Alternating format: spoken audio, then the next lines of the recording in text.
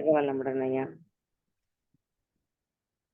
இப்போ இந்த அ குரங்கினங்களே வந்து முதல்லே வெஜிடேரியனா தானங்க ஐயா இருந்திருக்கோம். அது ஒரு தாங்க ஐயா டவுட்டா இருக்கு. இப்போ குரங்கு குரங்கிலிருந்து மனிதன் வந்தான்றது சொல்ல முடியாதுங்க. அந்த தத்துவத்துல பார்த்தீங்கன்னா. ஏன்னா இப்பயும் குரங்கு வெஜிடேரியனா ஆமா. தானே இருக்கு. வெஜிடேரியன்.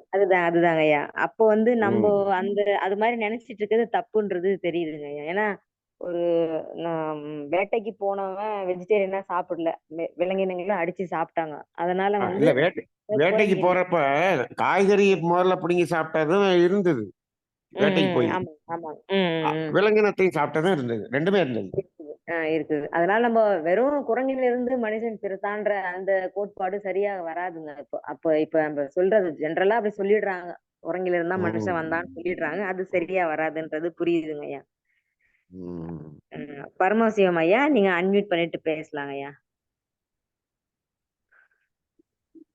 வாழ்க வளமுடன் ஐயா. வாழ்க ஐயா வளமுடன். வாழ்க வளமுடன். வாழ்க வளமுடன். சொல்லுங்க. இன்னைக்கு உங்க பேச்சு நான் கேட்டதுல எனக்கு வந்து எந்த கான்ட்ரடிக்ஷனும் கிடையாதுயா. ரொம்ப நல்லா இருந்ததுயா. எங்களை சிந்திக்க வச்சிருந்தீங்க. அந்த இதுல எப்படி கர்மவினை துவங்கி இருக்குங்கிறது ரொம்ப நல்லா இருந்ததுயா. எங்களுக்கு அந்த சிந்தனை ஓட்டம் அதே தொடர்ச்சியில எங்களுடைய இது இன்னும் சிந்திக்க ஆரம்பிப்போம். இன்னும் நல்லா இருக்கும்யா. என்னுடைய மனமார்ந்த நன்றியை தெரிவிச்சுக்கிறேன். எனக்கு ஒரு சில சந்தேகங்கள் இருக்குயா. இந்த டைம் பத்தாதுன்னு நினைக்கிறேன். உங்களுக்கு தனியா நான் உங்க நம்பர் எனக்கு கிடைச்சுன்னா நான் போன் பண்ணி கேட்டுக்கிறேன். இந்த ஓஜஸ் ஒரு நம்ம தத்துவம் சார்ந்த சிந்தனைன்னா கேளுங்க. இப்ப மக்களுக்கும் உதவியா இருக்கும் இல்லையா? சரியா. ஓஜஸ் சக்தின்னு சொல்றாங்க இல்லையா, அது எனக்கு சரியா புரியலையா. அதாவது நமக்கு இந்த செக்ஷுவல் வைட்டல் ஃப்ளூயிட் வரைக்கும் எனக்கு ஃப்ளூயிட் வரைக்கும் எனக்கு கிளியரா தெரியுது.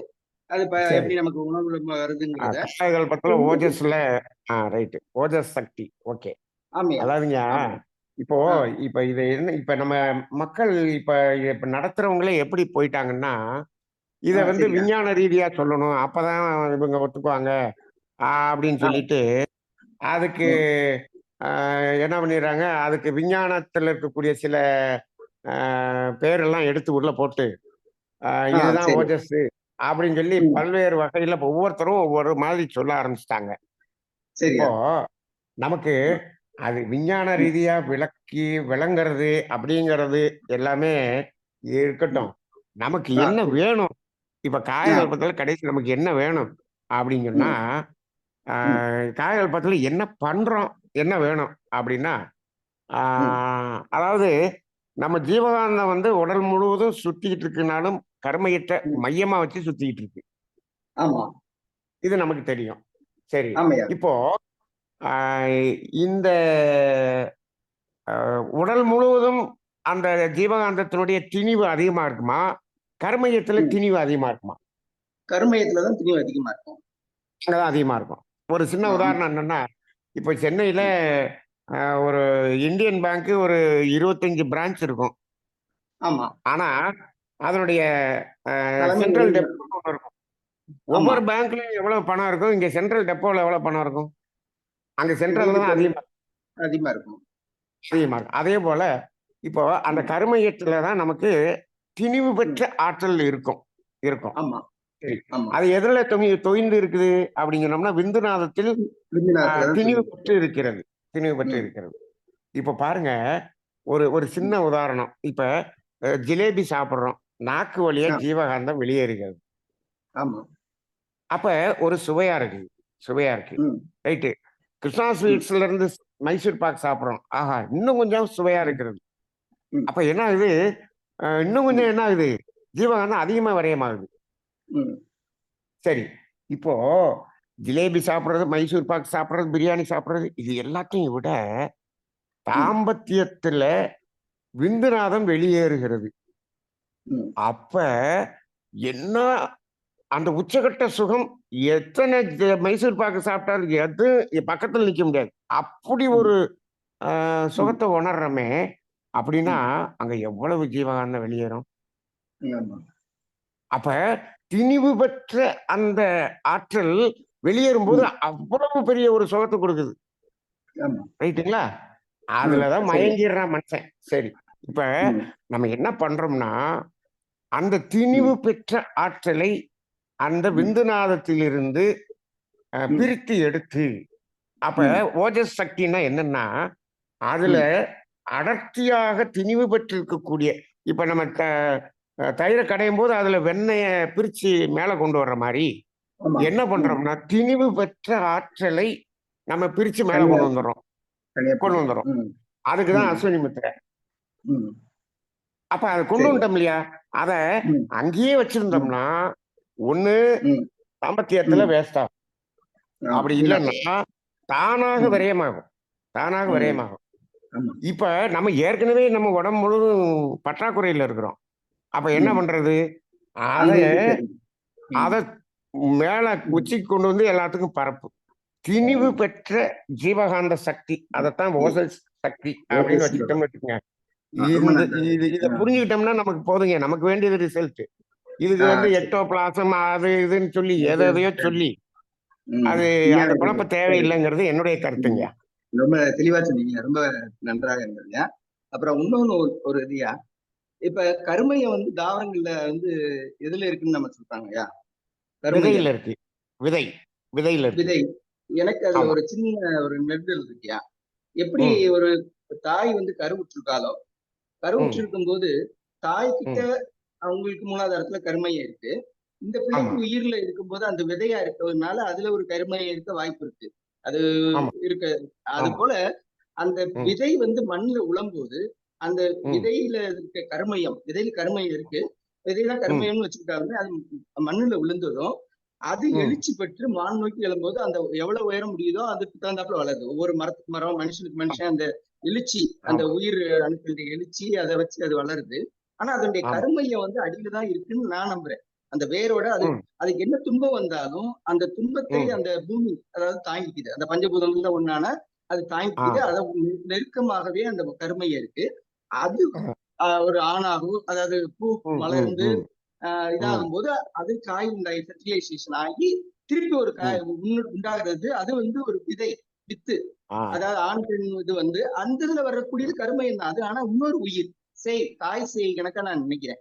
ஆ அப்ப ஆ ஆ கருமையம் மரத்துல வந்து இருக்கக்கூடியது அடியில தான், ஆ. பூமிக்கு அடியில தான் இருக்குன்னு என் மனசுல அப்படியே தோணுது. ஆ அப்படின்னு தான் சரிங்க. நினைக்கிறேன். அதாவது ஆஹ் இப்போ உம் இதுல நம்ம என்ன புரிஞ்சுக்கணும்னாங்க, உம் இப்போ ஓரறிவு தாவரத்துல மட்டும்தான் பல ஆமா. கருமையங்கள் இருக்கிறது. ஒவ்வொரு சரி. ஒவ்வொரு உம் விதையிலையும் ஒவ்வொரு கருமையம் ஒரு சொல்றோம். கருமையம் இருக்கு. ஆமா. ஆனால் அந்த உம் கருமையம் என்பது என்னன்னா, அந்த உம் அந்த செடியினுடைய அந்த உம் தன்மையினுடைய அந்த ஆஹ் இம்பிரிண்ட், அதனுடைய காந்த ப்ளூ பிரிண்ட், தூப்பு. அதுதான் சரி. அதுதான் விதையில இருக்கு. அதுதான் ஆமா. விதையில இருக்கு. ஆமா. ஆனால் அந்த ம். செடியினுடைய கருமையம் ஆ. அப்படின்னு சொல்றது எது அப்படின்னு ம். சொன்னோம்னா, ம். மகரிஷி சொல்லியிருக்காரு, இந்த பூமியினுடைய ம். மையம் தான் அந்த தாவரத்தினுடைய கருமையம் அப்படின்னு ஓ! சொல்றாரு. சரியா, சரியா. நான் ரொம்ப படிக்கலையா? ஏன் அதனால அப்படி எனக்கு தெரியல. சொல்றாருன்னா, இப்போ சரியா. இந்த ம். வேர் இல்லாமல் இரண்டறிவிலிருந்து வரக்கூடிய உயிரினங்கள்லாம் டிட்டாச்சடா இருக்கு இல்லையா? ஆமா. அவற்றிற்கு ம். உடம்புல எந்த இடத்துல ஒரு குண்டூசியை வச்சு குத்துனாலும் அங்க என்ன ம். ஆகுது? அந்த உணர்வு அந்த கருமையத்தில் பதிவாகிறது. ஆமா. ம். ஆனால் தாவரத்தை ம். பொறுத்தளவுல இந்த ம். விதை என்பது அது ம். கர்மயம்னு கூட சொல்லக்கூடாது. அதை என்ன ம். சொல்லலாம்னா, ம். அதனுடைய அந்த அந்த தன்மை அடங்கிய ஓ! ஒரு ஒரு பிரதி. இம்பிரிண்ட் தான் விதைகள் இம்ப்ரிண்ட். ஆ. விதைகள். ஆ. ஆ. ஆனா அதனுடைய சரி. கருமையம் என்பது பூமி. ம். அதனாலதான் ஒரு பூமியில. செடியில ஒரு கத்திரிக்காயை புடுங்குறோம். ஆனால் அந்த ம். கத்திரிக்காயை இது புடுங்கின உடனே அந்த பொருந்தது. செடி இந்த துடிக்கல. ஆ. அது ம். கர்மயம் என்பது பூமியில வேரூன்றி இருக்கிறதுனால அந்த உணர்வுகள் முழுவதும் பூமியில் ம். ம். மையத்துக்கு போயிருதே தவிர, அப்ப சரி. நம்ம அந்த ம். ஒரு செடியினுடைய கர்மயம் என்பது பூமியின் மையம் அப்படின்னு ம். எடுத்துக்கலாங்க. ரொம்ப நன்றியா. ரொம்ப நன்றியா. அப்புறம் இன்னும் வணக்கம். ஒண்ணுயா கேட்கலாமையா? இன்னொன்னு கேட்கலாமையா? சொல்லுங்க சொல்லுங்க சொல்லுங்க. ஆ, வேற ஒண்ணும் இல்லையா? நம்ம வந்து இந்த ஸ்பெசிபிக் கிராவிட்டி சொல்றோம் இல்லையா? அது போல ஆமா நடுவுல வந்து மையத்துல வந்து நம்ம வந்து இயக்கமற்ற நிலை இருக்கிறது வந்து அது வந்து ஆமா.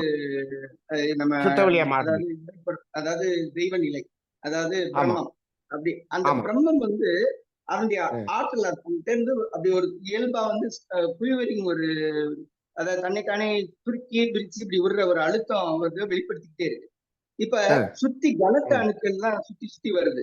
கனத்த அணுக்கள் ம். வந்து நெருக்கமாகவும், லேசான அணுக்கள் ஆமா. வந்து பெரிபெரியல் இதுல இருக்கு. மேல அந்த மேல வருது. கனத்த அணுக்கள் ம். கனத்த அணுக்கள் மையத்தை நோக்கி வர முடியாம இருக்கிறதுக்கு காரணம் அது ம். அதை விட அழுத்தம் பூர்ண சக்தியாக இருப்பு நிலையில இருக்கக்கூடிய ஆற்றல் இருக்கனாலதான் அது உள்ள வர முடியல. இல்லாட்டா அது உள்ள மயத்துக்கு போயிடும்.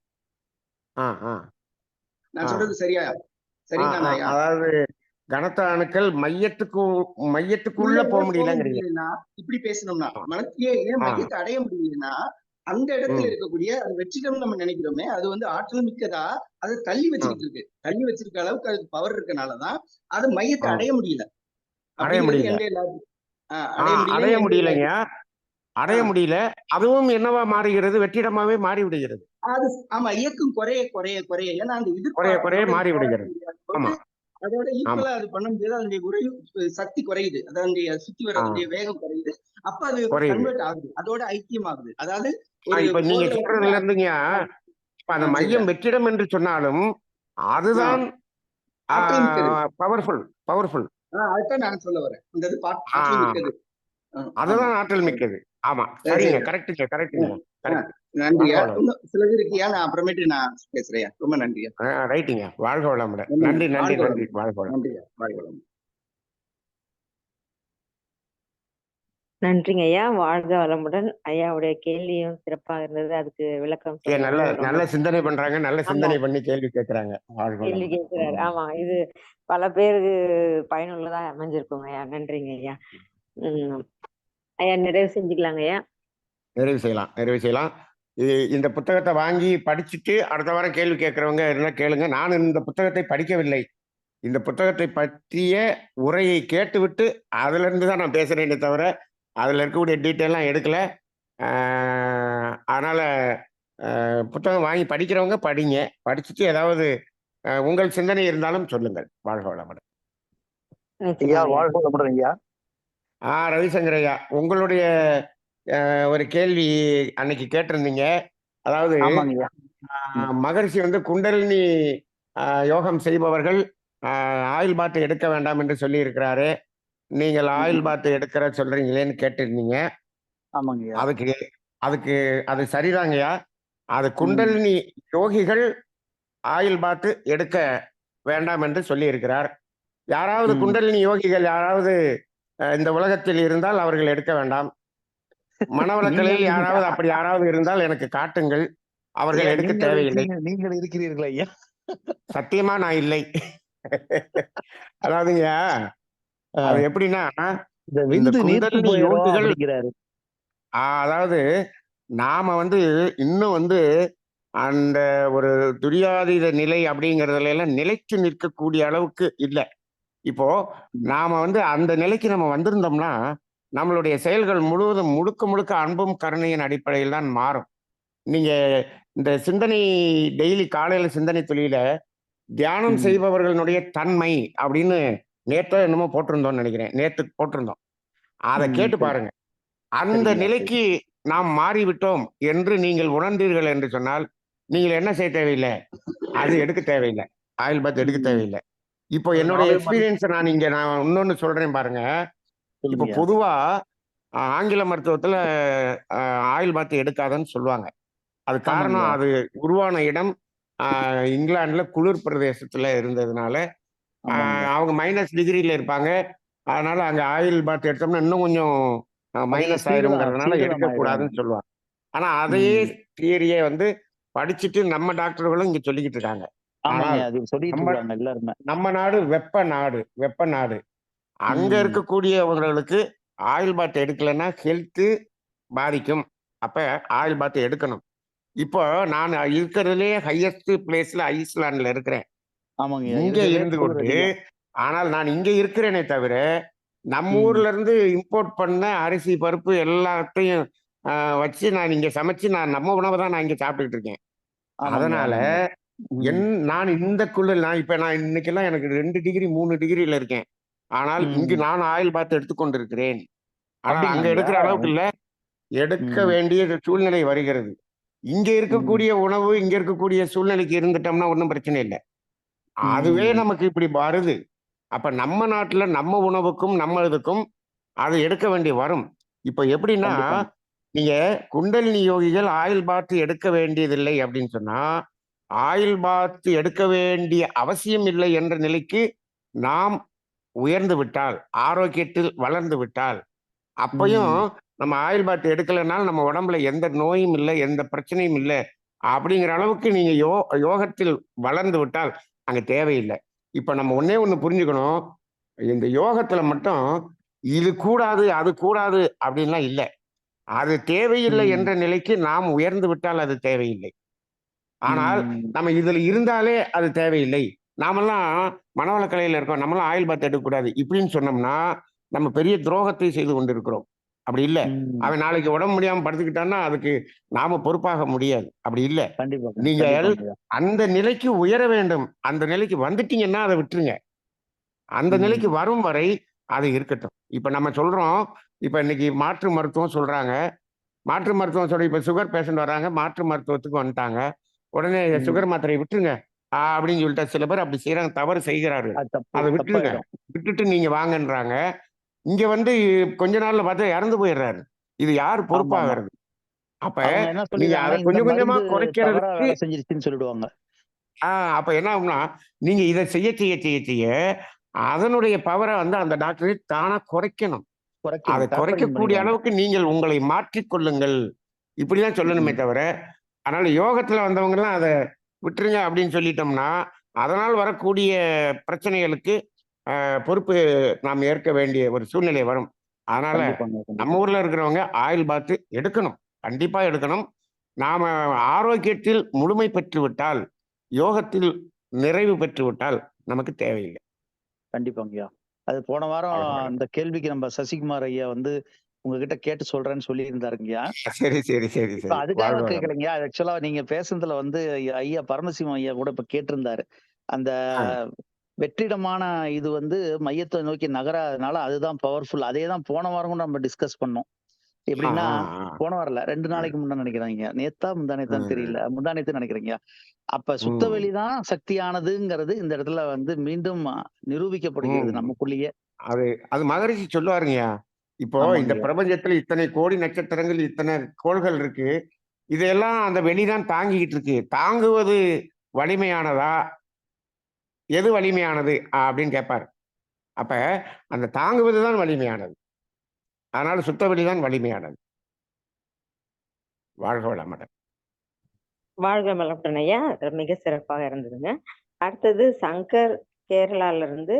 ஐயா நீங்க அன்மியூட் பண்ணிட்டு பேசலாங்க ஐயா. ஐயா வாழ்க வளமுடன். ஐயா வாழ்க வளமுடன், சொல்லுங்க. நிறைய விளக்கம் கிடைச்சதுங்க. ஒன்று வந்து இன்னொரு கேள்விங்க, இன்னைக்கு ஆன்மா ரகசியம் சொல்லிட்டு ஒரு மகிழ்ச்சியோட ஸ்பீச் கேட்டேன். அதுல சொல்லுவாரு, இந்த ஆன்ம ரகசியம் தெரிய தெரிய தெரிய பிரபஞ்ச ரகசியம் நம்மளுக்குள்ளாரே அது காட்டி கொடுக்கும் அப்படின்னாரு. அப்போ முந்தியெல்லாம் மகிழ்ச்சியோட ஸ்பீச் கேட்கும்போது நம்மளுக்கு அவ்வளவு புரியாம இருந்தது. இது எந்த அளவுக்கு புரிய வைக்குதுன்னா, நம்ம ஆன்ம ரகசியம், அதாவது நம்ம மெடிடேஷன் பண்றது மூலியமா மட்டுமா, இல்ல அதை எடுத்து ஆராய்ச்சி பண்றதுனால? இப்ப நம்ம இப்போ சித்தர்கள், இப்போ விஞ்ஞானிகள் வந்து ஒரு பொருளை எடுத்தோ இல்ல ஏதாவது இதை வச்சுதான் அவங்க விஞ்ஞானிகள் கண்டுபிடிக்கிறாங்க. ஆனா சித்தர்கள் பூரா உள்ள இன்னர் டிராவல் பண்ணியே அந்த பிரபஞ்ச ரகசியம் எல்லாம் கண்டுபிடிச்சு எழுதி வச்சிருக்காங்க. அப்படி இருக்கும்போது இது மகிழ்ச்சி சொன்னது, பிரபஞ்ச ரகசியம் உங்களுக்கு எல்லாமே தெரியும், காட்டி கொடுக்கும் அப்படின்னாரு. அப்ப இது ரெண்டுலயும் வந்து தியானம் மட்டும் நம்ம பண்ணிட்டே இருக்கும்போது ரகசியம் தெரியுமா, இல்ல நம்ம எதை நினைக்கிறோம் இருக்கோமோ அதை உள்ள போக இந்த ரகசியம் கிடைக்கும்?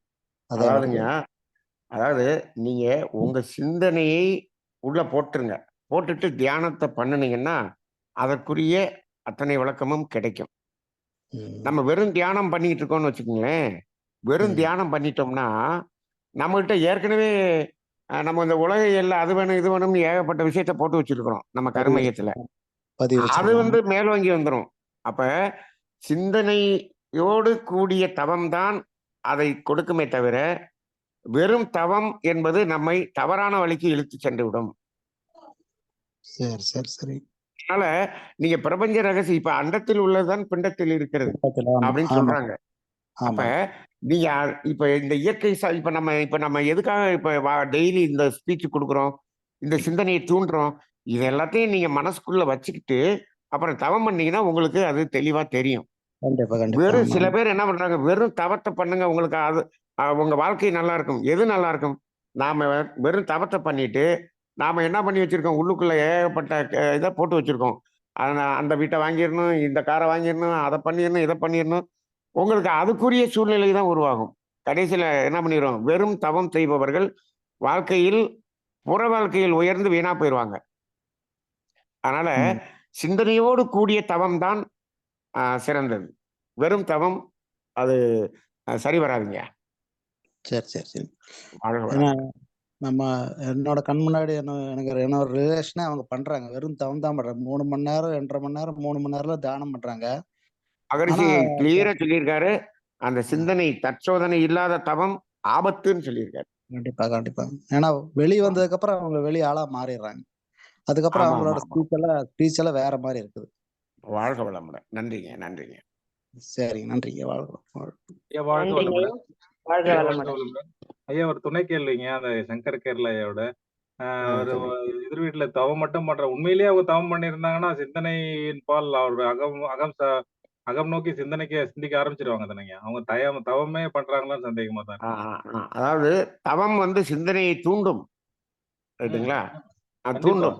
இப்போ அந்த சிந்தனையை தூண்டாமல் தவம் இப்போ இவங்க வேறு ஒரு சிந்தனையை வைத்துக்கொண்டு தவம் செய்தால், இப்ப நீங்க சாதாரணமா உண்மையிலேயே தவத்துக்குள்ள போனா சிந்தனையை தூண்டும். இப்ப பெரும்பாலானோர் என்ன பண்றாங்கன்னா, நிறைய சங்கல்பத்தை இவங்க வச்சுக்கிட்டு தவம் பண்றாங்க. அப்ப என்ன ஆல்ரெடி ஏற்கனவே இருக்கு. இயற்கை சார்ந்த சிந்தனை இல்ல, பொருளியல் சார்ந்த சிந்தனை இருக்குது. அதை வச்சுக்கிட்டு தவம் பண்ணாங்கன்னா இப்ப அந்த ஆற்றல் தான் கொடுக்கும்.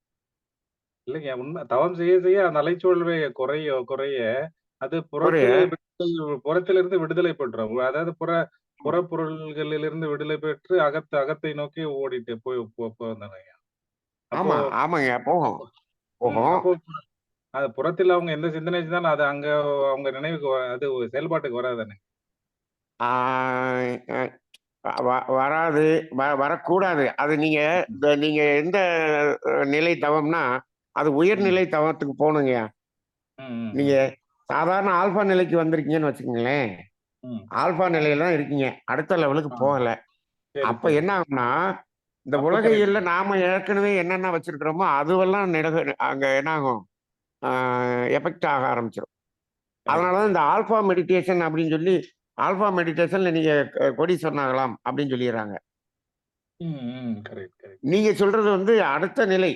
நீங்க துரியம் துரியாதீதம் போயிட்டீங்கன்னா, தீட்டா டெல்டாக்கு போயிட்டீங்கன்னா அது தானா அதுவும் அடங்கிரும். ஆனா நம்ம மக்கள் வந்து அந்த ஆல்பா நிலையில உலகியல் சங்கல்பங்களை எல்லாம் நிறைவேற்றுறதுக்குரியதுக்கு போயிடுவாங்க. அதனால ஆல்பா நிலை தியானம்ங்கிறது வந்து தியானம் அப்படின்னு எடுத்துக்கூடாதீங்க. அது வந்து சாதாரணமா தூங்கும்போது கூட ஆல்பா நிலை வருது. தியானம்ங்கிறது வந்து ஆல்பாவுக்கு அடுத்த நிலை தான் தியானமே தொடங்குது. நீங்க உச்சிக்கு போனாதான் தியானம் தொடங்குது. நீங்க சொல்ற தனித்த மனம்லாம் அங்கதான் கிடைக்கும், ஆல்பால கிடைக்கும். இங்கதான் வருது. இங்க வரும்போது வந்து ஒரு புலன்ல இருந்து விடுதலை படுறோமே தவிர, கர்மயத்தில் இருக்கக்கூடிய அந்த எண்ணங்களில் அந்த ஆசைகள் அதுல இருந்து டிட்டாச் ஆயிட்டமா அது துரியத்துல தான் நடக்கும். ஆனால் நீங்க துரியம் துரியாதீதம் சித்திச்சுன்னா அவங்களுக்கு அந்த மாற்றம் தானா வந்துடும். கண்டிப்பா கண்டிப்பாங்க. அப்படி இல்லாட்டி வராது. ஆமாங்க. சங்கர் ஐயாக்கும் ரவிசங்கர் ஐயாக்கும் தியானிப்பவர்களின் தன்மை ஐயா ஒரு ஸ்பீச் கொடுத்திருக்காரு. அது நாளை மறுநாள் காலையில வரும். காலையில வரும்போது கேளுங்க, இல்லாட்டி யூடியூப்ல கேளுங்க. வாழ்க வளமுடன். அந்த அந்த தியானம் வந்து நம்ம துரியம் துரியாதீதத்துக்கு தான் அந்த தன்மை மாறும். கண்டிப்பா கண்டிப்பாங்க. வாழ்க வளமுடன். வாழ்க வளமுடன். நன்றிங்க ஐயா. வாழ்க வளமுடன். அடுத்ததாக அன்னார்கிழமா நீங்க பேசலாமா? வாழ்க வளமுடன் ஐயா. வாழ்க வாழ்க வளமுடன். தியானமே யோகம், யோகமே ஞானம், தமிழ் ஆனந்த யோகம். வாழ்க வளமுடன். ஐயா பரமசிவம் ஐயா மற்ற எல்லாருமே கேட்டது ரொம்ப ஒரு சிறந்த கேள்வி. இன்னைக்கு ஒரு பெரிய புரிதலை எல்லாருக்குமே ஏற்படுத்தி இருக்கோம். மிக்க நன்றி ஐயா. என்னன்னா மகரிஷியோட இதுல சொல்லுவாங்க நம்ம மனவளக்கலையில இறைவனை தேடும் பணி இங்கு நிறைவடைகிறதுன்னு நிறைய இடங்கள்ல போர்டு போட்டிருக்கோம். ஸோ அனைத்து விதமான கேள்விகளுக்குமே மகரிஷி நமக்கு சரியான பதில கொடுத்திருக்காங்க. அத உங்களை மாதிரி மூத்த பேராசிரியர்கள் நமக்கு சொல்லி அதை நல்லா விளங்க வைக்கிறீங்க. இப்ப பரமசிவம் ஐயா கேட்ட மாதிரி அந்த ஓஜஸ் பற்றி ஒரு தெளிவான புரிதல் எல்லாருக்குமே வந்திருக்கும். இப்ப ஜாங்கிரி கதையை சொன்னீங்க, அந்த ஜாங்கிரியும் அடுத்த லெவலுக்கு போகும்போது அந்த ஒரு முழுமையான ஜீவகாந்த விரயம் எங்க ஏற்படுதுங்கிறத நீங்க அற்புதமா விளக்கி சொன்னீங்க, அதுவும் நன்றி. அடுத்து இந்த சுத்த வெளியாக மாறுகிறது. சோ எல்லாமே சுத்த வெளிதான், அதுதான் அனைத்திலும் ஆற்றல் மிக்கது. இங்க இருந்து போகக்கூடிய அந்த வேகமான, அதாவது அழுத்தம் அதிகமான ஒரு இதுவுமே சுத்த வெளியாக மாறிக்கொண்டே இருக்கிறது. மீண்டும் மீண்டும் அது உற்பத்தி ஆகி கொண்டே இருக்கிறது, அந்த அர்த்தம். அதே மாதிரி அந்த காய்கறிகளை கீரைகளுக்கும் உயிர் உண்டு. ஆனால் அவற்றை நாம் பறிக்கும் போது ஏன் அது இப்ப மற்ற விலங்குகளை போல் துடிப்பதில்லை, கர்ம வினை நமக்கு ஏன் சேர்வதில்லைன்னு நீங்க சொல்லும் போது, அப்போ அதுக்கு மொத்தத்துக்கும் அந்த கரு ஆனது சென்டர் பாயிண்ட் வந்து பூமி. அது ரொம்ப அற்புதமா விளக்கினீங்க. அது எல்லாருமே இந்த கருத்து ஆய்வுல நமக்கு தெரிந்து கொண்டதுக்கு ரொம்ப நன்றி ஐயா. இந்த பூமி அது தன்னை ஈர்த்துக் கொள்கிறது. அதுதான் அந்த தாய்க்கு சமமா பூமியை வச்சாங்க. ஆமா, அனைத்திற்கும் கருமையம் அந்த பூமி என்பது மிக அற்புதமான தெளிவான விளக்கம் ஐயா. அதே ஒரு உயிரை கொல்லும் போது மட்டும் நமக்கு கர்ம சேருகிறது என்பது அது அந்த இடத்துல இருந்து டிட்டாச் ஆகி இருக்கிறதுனால நமக்கு அந்த கர்ம வினை சேருது. இது எர்த்தோட இருக்கிறதுனால நமக்கு அதே மாதிரிதான் அந்த கரண்ட் பவரை நம்ம கொடுக்கும்போது எர்த்துக்கு கொடுத்துட்டோம்னா ஷாக் அடிக்காது.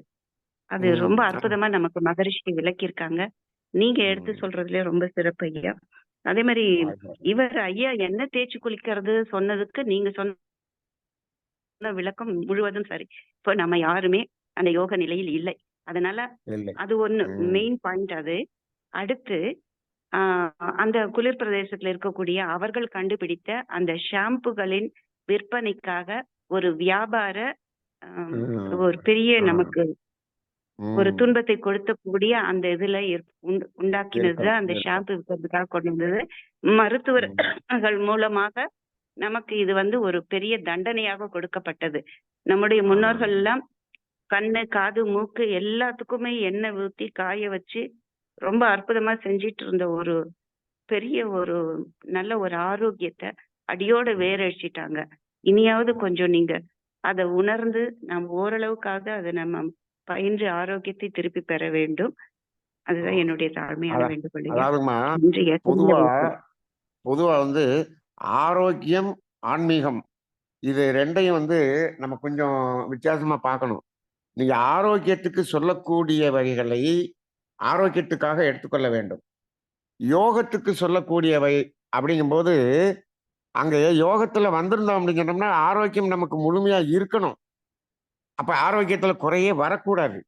அப்ப ஆரோக்கியத்துல குறை இருக்குதுன்னா ஆரோக்கியத்துக்கு சொல்லக்கூடியதைத்தான் எடுத்துக்கணுமே தவிர யோகத்துல இருக்கிறத இதுல போட்டு நம்ம வந்து மிங்கிள் ஆகி அதுல குழப்பக்கூடாது. வாழ்க வளமுடன். சிறப்புங்கம்மா, நன்றிங்கம்மா. வாழ்க வளமுடன். நன்றிங்க ஐயா. ஐயா கேளுங்கம்மா ரிஷிவம்மா, கேளுங்க ஐயா. அப்போ நாம வந்து இன்னைக்கு உங்களுடைய சொற்பொழிவு ரொம்ப சிறப்பா இருந்ததுங்க ஐயா. முதல்ல அதுக்கு நன்றி தெரிவிச்சுக்கிறேங்க. அடுத்தது கேள்வி பதில்ங்க ஐயா. இந்த தவம்ன்ற விஷயம் வரும்பொழுது அப்ப நம்ம தவத்துல சிந்திக்கிறோம், விழிப்பு நிலை பெறுறோம். பெற்ற விழிப்பு நிலையில இருந்து நமக்கு தோன்றுகின்ற அந்த சிந்தனையை நாம நல்ல முறையில மாற்றிக்கொண்டு வாழும் போதே அந்த வாழ்வாங்கு வாழ வேண்டும் என்ற நோக்கம் தான் அங்க நடைபெறுதுன்னு எடுத்துக்கலாமாங்க ஐயா? இல்லம்மா, அதாவது இப்போ தியானம் அப்படிங்கிறதுல ஃபர்ஸ்ட் நம்ம ஆக்கினை தவம் சொல்றோம். ஆக்கினை தவம் என்ன பண்ணுது? புலன் வழியாக நம்ம வெளியே போற மனதை என்ன பண்றோம், அதுல இருந்து விடுதலை பெற்று அதுல இருந்து விடுவிக்கிறோம். அவ்வளவுதானே? அவ்வளவுதான். ஆனால் இப்ப என்ன ஆகுது, புலன் வழியா போகல. சரி, இப்போ என்ன பண்றோம், அந்த இடத்துல நாம நிறைய சங்கல்பங்களை உள்ளுக்குள்ள வச்சு பதிஞ்சு வச்சிருக்கோம் இல்லையா? நம்ம இது பண்ணணும், அது பண்ணணும், இது வாங்கணும், அது வாங்கணும், எல்லாம் வச்சிருக்கோமா? இது வந்து அகத்துல இருக்கா புறத்துல இருக்கா? அகத்துலதான் இருக்கு. அகத்துலதாங்க. ஆமாங்க. அகத்துல தான் இருக்கு. நீங்க அந்த ஆக்கினை மட்டும் நின்றுட்டீங்கன்னு வச்சுக்கோங்க, இப்ப என்ன ஆகுது, புலன் வழியா செலவாகிற அந்த ஆற்றல் நீங்க அகத்துல நீங்க என்னென்ன பண்ணணும்னு நினைச்சு வச்சிருக்கீங்களோ அதை நிறைவேற்றுவதற்கான வழியில போயிடும். சரிங்க ஐயா. ஆனால் நீங்க துரியதவம் பண்ணும் போதுதான் நல்லது நல்லதா தெரியும், கெட்டது கெட்டதா தெரியும், எது வேணும்னா வேணுங்கிறது தெரியும், தேவைன்னா தேவையா அப்படிங்கிறது அங்கதான் நமக்கு உணர முடியும். அப்ப நிச்சயமாங்க ஐயா. துரியத்துல வந்து நீங்க தீட்டா லெவலுக்கு வந்துட்டீங்கன்னா, நீங்க ஏற்கனவே சங்கல்பம் போட்டு வச்சிருக்கீங்கன்னு வச்சுக்கோமே, அதுவே என்ன ஆகும், அது ஏப்பா அது தேவையில்லாம நான் அதை வாங்கணும்னு நினைச்சுக்கிட்டு இருந்தேன், எனக்கு தான் ஒரு வீடு இருக்கு, இன்னொரு வீட்டையும் வாங்கணும்னு நினைச்சுக்கிட்டேன், அது வேணாம்பா அப்படின்னு அங்கதான் தோணும். நீங்க ஆல்பா நிலையில இருந்தீங்கன்னா அடுத்த வீடை வாங்குறதுக்கு உங்களுடைய ஆற்றல் என்ன ஆகும், அதை நோக்கி போகும், அதுக்குரிய செயலை செய்ய ஆரம்பிச்சிருவீங்க. இப்போ எல்லாம் நிறைய வந்து சங்கல்பங்களை வைத்துக்கொண்டு தவம் செய்வதுங்கிறது நிறைய இயக்கங்கள்ல பழக்கி கொடுத்துக்கிட்டு இருக்காங்க. ஆமாங்க ஐயா.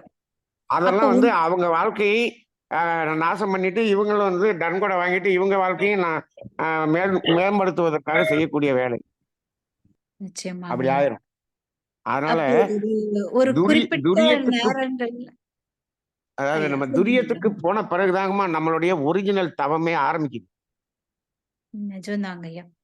அப்ப அந்த உணர்வுல நமக்கு ஏற்படக்கூடிய அந்த விஷயங்களை அப்பப்பவே அகத்தாய்வு பண்றது, இப்ப நான் அப்படிதான் பண்றேங்க ஐயா. ஒரு விஷயம் நடக்குது அப்படின்னா அந்த விஷயத்துல என்னுடைய பங்கு என்ன, தவறா இருந்தாலும் நன்மையா இருந்தாலும் அதை எதை எடுத்துக்கணும் எதை எடுத்துக்க கூடாதுன்னு அப்பவே முடிவு பண்ணிட்டாதான் எனக்கு நிறைவா இருக்குங்க. அதை இழுத்துக்கிட்டே தள்ளி வச்சு மாசத்துக்கு ஒரு தடவை பண்ணலாம் அப்படிங்கிறது எனக்கு வரமாட்டேங்குதுங்க. நீங்க மகரிஷி பாருங்க, முதல்ல ஆக்கினை தீட்சை கொடுத்துட்டு சாந்தி தீட்சை கொடுத்துட்டு தற்சோதனை எங்க ஆரம்பிக்கிறாரு, தற்சோதனை நீங்க வந்தீங்க அகத்தாய் வந்தீங்கனாலே உங்களுக்கு துரியதவம் கொடுத்துருவாரு. துரியதவம் ஆமாங்க ஐயா. அப்ப துரியதவம் கொடுக்காம தற்சோதனை கொடுக்கவே மாட்டாரு. உண்மைதான். அங்கதான் உங்களுக்கு அந்த அதுல இருந்து டிசிஷன் மேக்கிங் அந்த இடத்துல தான் எது வேண்டான்னு ஒதுக்குறது ஒரு தன்மை அங்கதான் வரும், ஆக்கினையில வராது. துரியதவம் இல்லாமல் மகரிஷி இன்னொன்னு சொல்லுவாரு, நீங்க பாருங்க, சாதாரண சிந்தனை விருந்து மண்டலத்துல கொடுக்கும்போது கூட என்ன சொல்லுவாரு, ஒரு 5 நிமிஷம் ஆக்கினை தவம் பண்ணிட்டு நம்ம ப்ரோக்ராம் ஆரம்பிக்கலாமா அப்படின்னு சொல்ல மாட்டாரு. ஒரு 5 நிமிஷம் துரியதவம் பண்ணிட்டு ஆரம்பிக்கலாம் தான் சொல்லுவாரு. மினிமமே துரியதவம் தான். அங்கதான் நமக்கு வந்து மாற்றம் வருமே தவிர அது மகரிஷி சொல்லுவாரு, தற்சோதனை இல்லாத தவம் என்பது கூர்மையாக தீட்டப்பட்ட கத்தி. அது எங்க போய் தெரியாது. கரெக்ட் தாங்க ஐயா, உண்மைதான். இருந்தால் அது காய்கறியை வெட்டும், தற்சோதனை இல்லைன்னா கழுத்தை வெட்டும். Correct correct. அப்ப தவம் வந்து ரொம்ப ஆபத்தானது.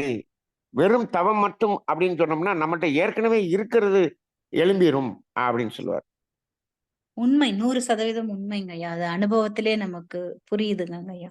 அதுக்கு உதாரணம் ராவணனை சொல்லுவாங்க. அவர் பெரிய தவசீலர், தற்சோதனை இல்லாதனால அவர் இந்த தவறை செய்து விட்டார்னு சொல்லுவாங்க. உண்மைதாங்க ஐயா, ஏத்துக்கிறோங்க ஐயா. அது அப்படி அதே மாதிரிங்க ஐயா, ஒரு நம்ம வந்து தவம் சில நேரங்கள்ல பார்த்தோம்னும் பொழுது எண்ணங்கள் ஓடுது. ஒரு இப்ப பிரமிடுக்குள்ளார போயிட்டு உட்கார்ந்து தவம் பண்ணும் பொழுது நம்ம எண்ணம் இல்லாத ஒரு அமைதியா இருக்குங்க ஐயா. அப்ப அங்க மட்டும் அந்த எனர்ஜியினுடைய தாக்கம் எடுத்துக்கிறதுங்களா? அங்க அங்க அந்த எனர்ஜியினுடைய அந்த குவியல் வந்து ஆட்டோமேட்டிக்கா உங்களை துரியத்துக்கு கொண்டு போயிடும். சரிங்க ஐயா. துரியத்துக்கு வந்துட்டோம்னா எண்ணங்கள் அற்ற நிலை நமக்கு கிடைச்சிருங்கம்மா. சரிங்க. அதாவது அப்ப அது துரியாதீதம்னு எடுத்துக்க கூடாது, துரியம் தான் எடுத்துக்கணுங்க அந்த இடத்துல. துரியம் தான் எடுத்துக்கணும், துரியம் தான் எடுத்துக்கணும். பிரமிடுக்குள்ள உட்கார்ந்து பண்றது துரியம் மட்டும்தான். அங்க போய் உட்கார்ந்துட்டு நீங்க துரியாதீதம் பண்ண வேண்டாம். பிரமிடுக்குள்ள நீங்க தவம் செய்வது என்று சொன்னால் அந்த ஆற்றல் திணிவு அங்க இருக்குது. நீங்க அதை தாண்டி நீங்க போனீங்க அப்படின்னு சொன்னீங்கன்னா அது வந்து முரண்பாடா போயிடும். பிரமிடுக்குள்ள உட்கார்ந்து பண்ணீங்கன்னா துரியதவம் மட்டும் பண்ணுங்க, துரியாதீதம் பண்ண வேண்டாம். வேண்டாம். சரிங்க ஐயா. நன்றிங்க. வாழ்க வளமுடன் ஐயா. நன்றிங்க ஐயா. நன்றிங்க அம்மா. வாழ்க வளமுடன் ஐயா. நிறைவு செஞ்சுக்கலாங்க ஐயா.